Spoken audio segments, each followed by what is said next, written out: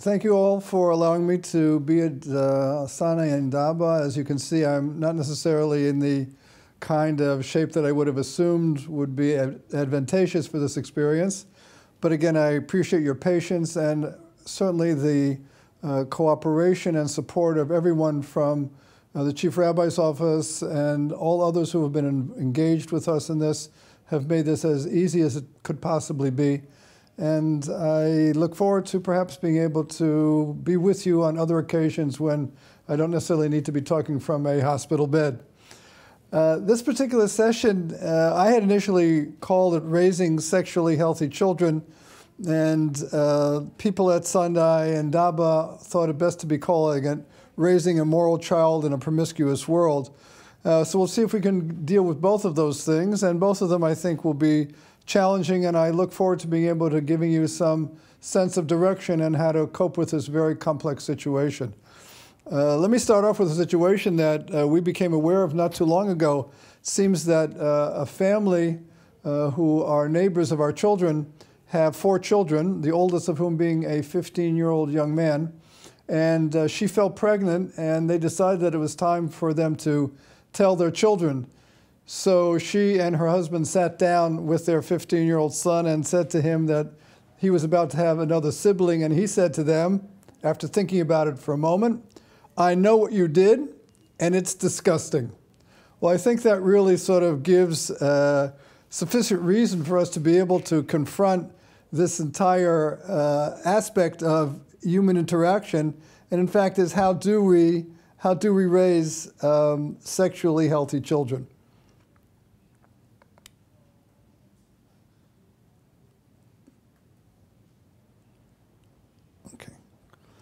I'd like to start off by asking you to participate in a very brief survey. Now, generally, I would be able to see what the results of this survey might be, but you're going to have to look around yourselves, and I hope I'll be able to help you draw some conclusions. My first question to you is follows. Raise your hands if, when you were growing up as a child or as an adolescent, you had an open sexual conversation with your parents. Now, take a look around you, see how many of you put up your hands. If I'm not mistaken, very, very few. And I will tell you that occasionally when I appear at sex therapy conventions and ask the same question, even among people who are sex therapists, I get very few people who respond and who say, yes, they in fact did have such a conversation with their parents. And my second question is to you, and how many of you as parents had any kind of open sexual conversation with your children? I would assume that very few more, in fact, did have that. So we're going to be talking about that today. And my theme is going to be not so much as this cartoon seems to indicate today, sex education in a context of a school environment, but rather what should be happening within a home. And here's an initial study that you might want to take a look at. A major study showed that adolescents who reported feeling connected to parents and family were more likely than other teens to delay initiating sexual intercourse. In a subsequent study, in another survey, only 38% of young women and 25% of young men said that they had ever gotten a good idea from their parents that helped them talk about sexual issues with their girlfriends or boyfriends. And part of the problem is that even when parents do make an attempt to have this kind of conversation with their children, it tends to be what's called a top-down kind of communication, meaning we are going to tell you, we the parents, what you the children, what we think you need to know. There is very little attempt to listen to kids, to engage them, to find out what's worrisome with regard to their conceptualizations about sexuality and relationships. All we give them really is our parents' perspective. And the question is, why is that? Why is it so difficult for us as parents to be able to talk with our children about a topic which is so fundamental to our children's development and so much a part of everyone's lives? Let me tell you something about an interesting quotation that someone sent me a number of years ago. You know, one of the great Talmudic lights of the previous generation was the Chafetz Chaim, who was considered to be the elucidator of Jewish law par excellence. And his son wrote a book, and in the book he wrote that when he was 15 or 16 years old, his father, the Chafetz Chaim, sat him down to tell him exactly what he needed to know about human relationships. And I figure if it's good enough for the Chafetz Chaim, it's probably good enough for the rest of us. So my question is, why do parents hesitate? Why is it so difficult to talk about sexual issues? And I think there are a number of reasons. Some of them are sociological in nature, and some of them are personal. I'd like to take a look with you at some of the sociological issues which have confronted us over the course of the last generation or two. And particularly, we're going to start by looking at the decade of the 60s. Three things happened during that decade which really gave direction to the way in which humanity, at least in the Western world, conceptualizes human sexuality. The first one was in 1961. In 1961, the Searle Company marketed for the first time oral contraceptives, the pill. The technology for using hormones to prevent pregnancy had been known at least 50 years earlier, been developed by scientists in Germany. But what the Searle Company was able to do is produce this in a manner that made it available as a marketable commodity. Now, certainly from the perspective of the feminist world, this gave women a sense of better control over their own lives. And that is not to be in any way diminished as a significant factor in the history of human sexuality. But from those of us who are in the sexual health world, our consideration is perhaps equally valid, which is, for the first time in history, there was an almost 100% guaranteed differentiation between sex for the purpose of procreation and sex for the purpose of pleasure, which is no longer did people need to be concerned when they wanted to have a sexual relationship with their partner with regard to an unwanted pregnancy, a possible abortion, any kind of other complication which may result, any kind of hesitation. Now, for the first time, if people use the pill in accordance with the directions, better than 99% of the time they can be assured that their sexual adventure could be purely for the sake of pleasure. And that was in 1961. In 1965, there was a court case from the Supreme Court of the United States called Griswold versus Connecticut. There had been many states in America, perhaps most states at that time, who felt that they could legally determine whether or not a couple could use birth control. Not even to determine what kind of birth control, but whether they could use birth control at all. And Connecticut, even though it was an East Coast liberal state, did have, in fact, that law as part of its books. In 1965, the Supreme Court of the United States, based on a case taken by Griswold, determined that states, in fact, had no right to interfere with the sex lives of two consenting adults, meaning not only could states not determine what kind of prevention couples could use, they had no right to interfere with anything at all with regard to the couple's ability to enjoy their sex life together, assuming both people were consenting. The final aspect, the final event that occurred was at the end of the 1960s, and that was the famous rock concert at Woodstock. Now, that didn't necessarily mean in and of itself that there was anything that was happening sexual that wasn't happening before, but it did signify, for the first time, I think, in a very public way, a disconnect between the institutions of society, like religion, like family, like the law on the one hand, and the way people wanted to conduct themselves sexually on the other hand. In other words, from now on, whatever people wanted to do, they should be able to do, and no authority, no source of any kind of wisdom should be able to tell them how they should conduct themselves or not. So we find ourselves now, after the 60s and the 70s and the 80s and in our century, still sometimes struggling with a lack of certainty that did exist prior to those times. Sexuality now is very much in flux, very much open to all kinds of influences that may come from a variety of sources, and there is no authority figure to tell us what might be right, what might be wrong, what might be appropriate, what might be inappropriate. Beyond that, we also have a time in which we live in that's called non-binary sexuality, meaning the notions of there are two genders, men and women, and each conducts themselves in a certain way with regard to their sexuality. That essentially no longer exists. We have a wide spectrum of different kinds of gender identities, and because of the fact that we live in a time when minorities are considered to be the beneficiaries of the full rights of majority populations, particularly in democratic countries, even gender minorities are considered to be those who can benefit from full rights.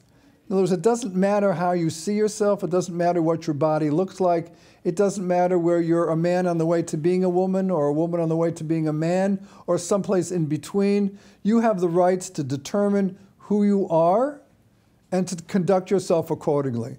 And that also somehow gives us, those of us particularly who are not necessarily engaged in that kind of transient behavior, gives us sometimes a sense of being ill at ease. I'm not sure what's right and what's wrong, what's true and what's not true.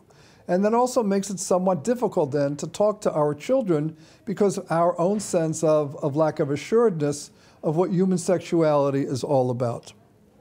And finally, the other influence which essentially never existed before and existed now is the media. You know, when I first became involved in sexual health issues almost 50 years ago, the mantra was that there was nothing new under the sun. Well, that mantra no longer exists. And the fact that we find all aspects of human sexuality portrayed in the media, and here I am not necessarily talking about pornography. If we have a few minutes at the end of this discussion to relate to pornography, we will try to do so. But I'm talking about the fact that wherever you look, in any newspaper, on any television show, the portrayals of sexuality are more and more available, more and more open, more and more giving us messages of there is nothing that's improper, everything is okay, and people are entitled to live the lives that they want to live. I mean, one only needs to look at, for example, I always use this, lingerie ads in the New York Times to see that what is acceptable today might have been considered to be softcore pornography 40 years ago. And that is a world that we live in as well. All of that making it highly difficult for us to know exactly what can we tell our children, and from the perspective of our children, can they trust us? Can they believe that we live in the world that they live in, accept the kinds of change that they assume to be only natural, or are we stuck someplace way back in our history? But beyond that, there are also personal issues which make it difficult for we as parents to speak to our children about human sexuality, and that is our own personal conflicts, our own personal levels of unhappiness.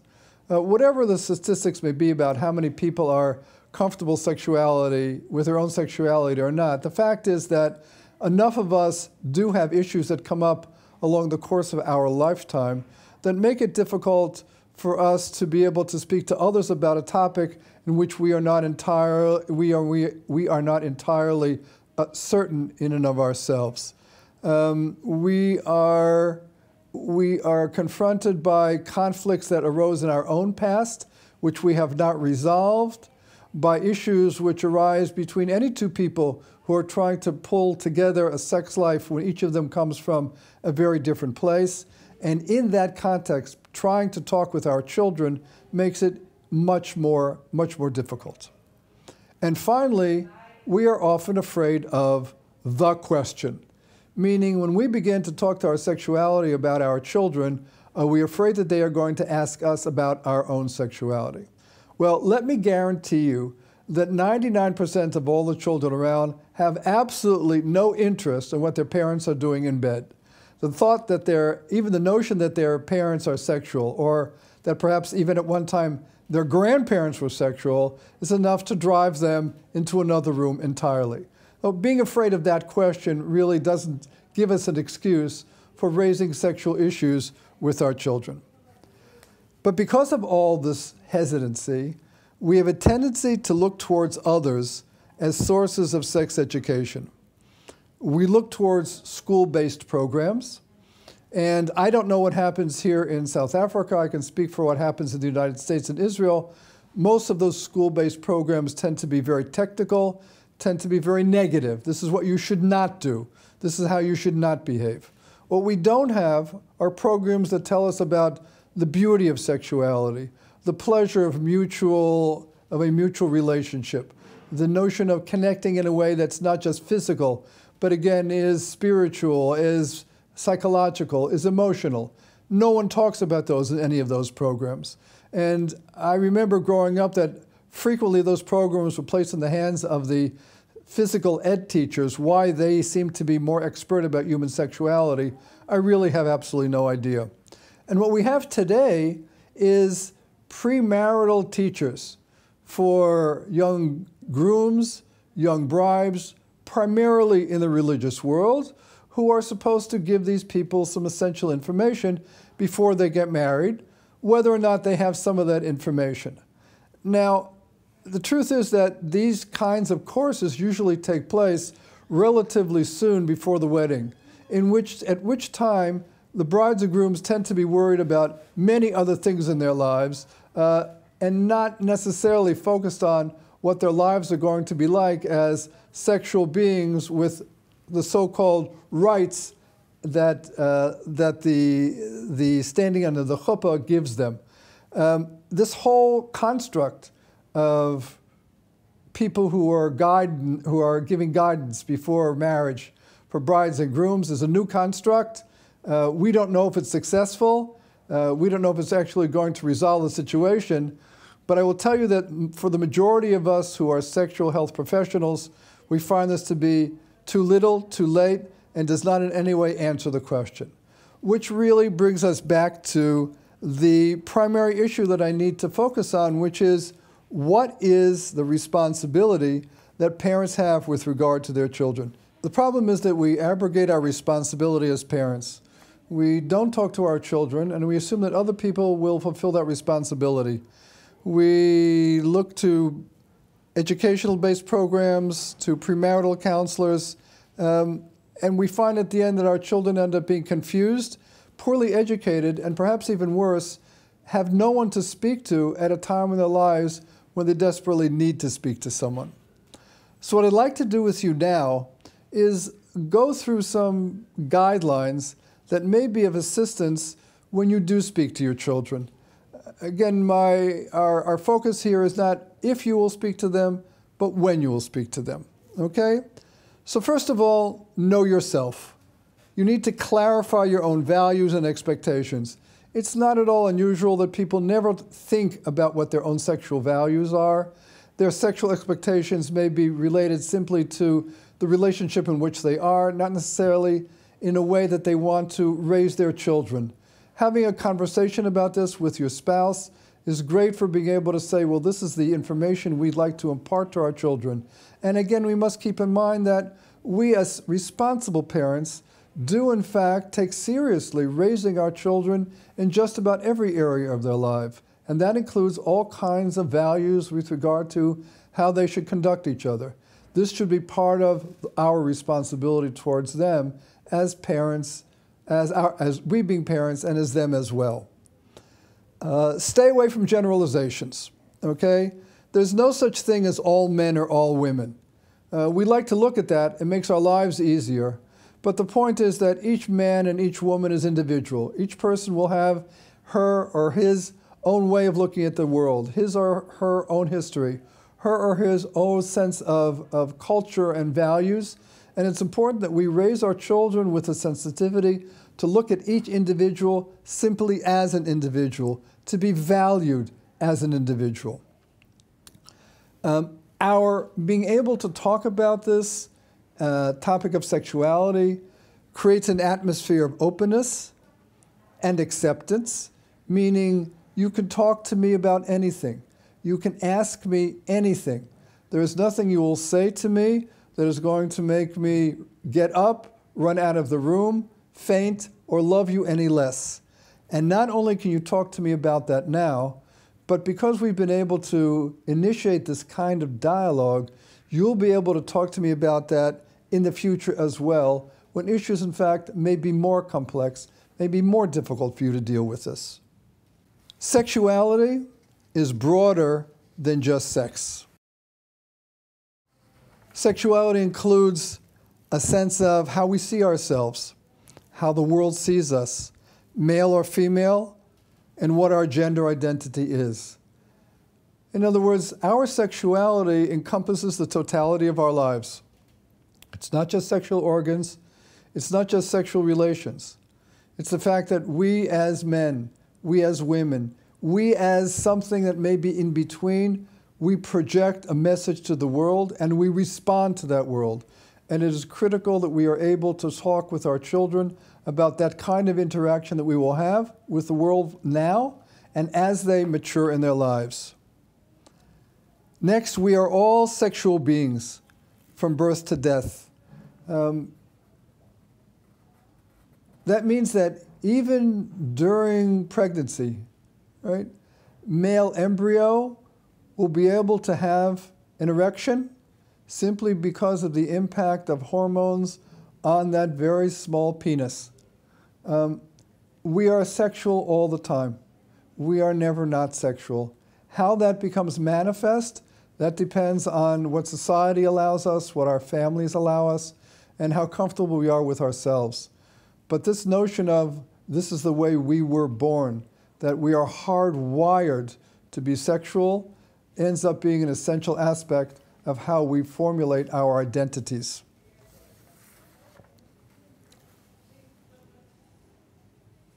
Parents need to help adolescents, children define limits. They must be able to counter misinformation and unhealthy messages. Sexuality is about whole people. It's about their intimate physical relationships and not merely about body parts. If we are silent, if we are unclear about this, our children will not develop the values that they need to make healthy decisions. And even more important than that, parents must stop talking in code.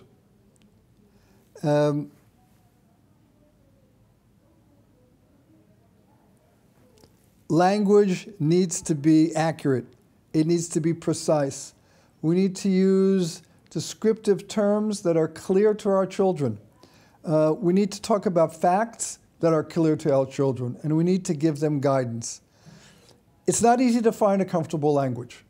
And sometimes I will counsel parents that if they can't say words like penis and vagina, they need to talk to each other about that as parents before they talk to their children, because their children have already used language which is going to be much more descriptive than that. We need to be able to convey values and judgments, and those are conveyed by the language that we use. And let me give you a couple examples of that. You know, we assume sometimes that adolescents will do a certain amount of sexual experimentation. But whether we use the term experimentation or we use the term promiscuity gives very different values descriptions to those terms, gives very different messages to how we see our children. And our care in using such language can be a lesson that a child will have for a lifetime. And let me give you one other example of that. This is one I use with my students all the time. People talk about sexual needs, okay? Well, let me tell you that there are no sexual needs. Needs is a term that refers to things like air, like food, like water. We need to breathe. We need to eat. We need to drink, all right? There is no concept of sexual needs that is the same or parallel to those kinds of needs. The appropriate term is desires. And because the word desires is much more accurate, it means that desires are aspects of our lives that are under our control. We are not controlled by them, right? We are controlled by the need to breathe. We are controlled by the need to eat. If we talk about sexual desires, it means that we have a certain amount of flexibility in how we relate to how we feel about a sexual moment. It also means that there is no one else who's required to fulfill that desire for me. If I am in a dangerous situation and cannot breathe, I will assume that some other person may have the responsibility to assist me in my breathing. If I am not able to have a sexual satisfactory moment, it is not necessarily true that someone else has a requirement to fulfill that desire. Allowing children to grow with that kind of clarity of language resolves many dilemmas that they may encounter in their future.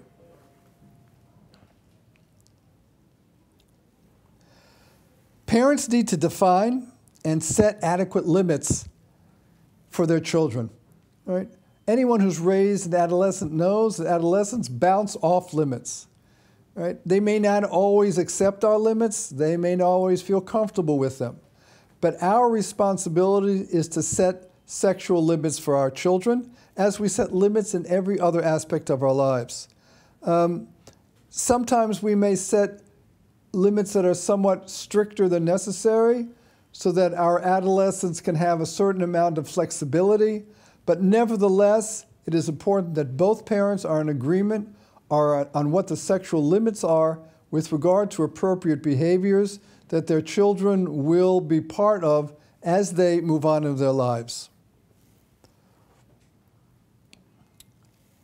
Sex is much more than intercourse, and I think that's also a critical issue here. Most people think sexual intercourse when they hear the word sex, but sex is about intimacy and emotional closeness. Many young people do not understand this. One really critical example of this is this. Any place you have skin on your body, you have nerve endings. And wherever you have nerve endings, you can have a sensual experience with someone, whether it's a sexual organ or a cheek or the bottom of your foot or the top of your head. I had a man who once told me that he thought his wife's body, was like Disneyland, because anywhere he went, there was something that was fun. I think we need to begin to expand sexuality just from the intercourse between a penis and a vagina and move beyond that to including the entire body, head to toe, with the potential for people to enjoying the closeness, the intimacy that they may have with each other.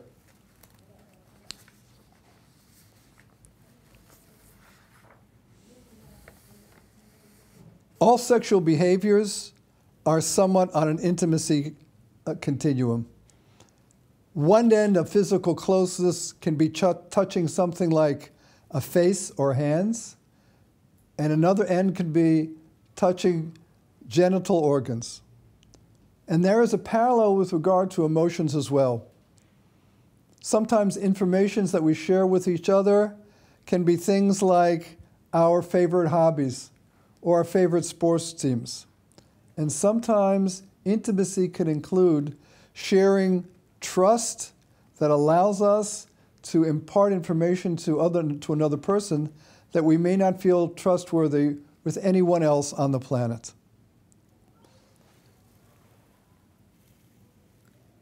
Children need to know what should be in place in a relationship before they become sexually involved with another person. And whether or not one looks through this through the glasses of a religiously observant person or using other kinds of values, it is critically important that we communicate what would make it safe and appropriate. Religiously, physically, emotionally, socially, before we tell our children that they may feel comfortable engaging in some kind of sexual relationship.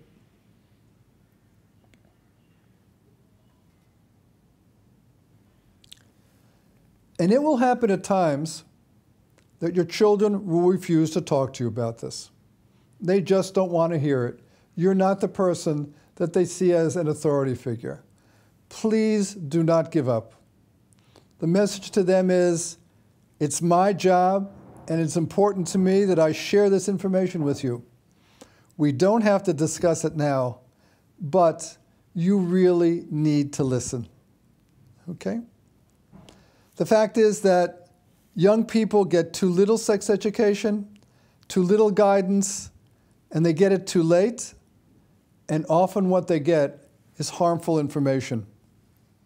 They hear myths, they hear double standards, they don't hear enough about men being sensitive to women and women being sensitive to men. They don't hear enough about the differences between genders. They don't hear enough about how a family background can influence a person's perceptions of their own sexuality. And of course, young people rarely talk with each other when they have been the victim of childhood sexual abuse. We are our children's cultural interpreters. The fact is that the bad news is that sex is everywhere, in the media, in everywhere we look. But the good news is that sex is everywhere, and we have endless opportunities to openly discuss sexuality with our children. So this is the message. You have a responsibility as parents to raise your children to be healthy sexual beings. No one else is going to do this as well as you do. No one else is going to know your children as well as you know them. No one else is going to inculcate them with the values that you think are so critical with regard to being sexually healthy human beings. I'm going to end this now just with a couple words about pornography. The truth is that pornography is a highly complex, very difficult topic. If at any point you would like to invite me back here to speak with you about pornography, I'd be happy to do so. But just a couple words of guidelines at this point.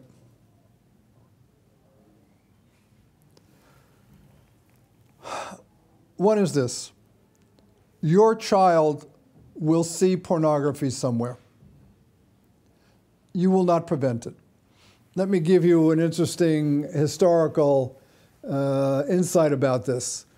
A number of years ago, when pornography initially began to appear on the internet, one of the most commonly looked at pornographic sites was whitehouse.com.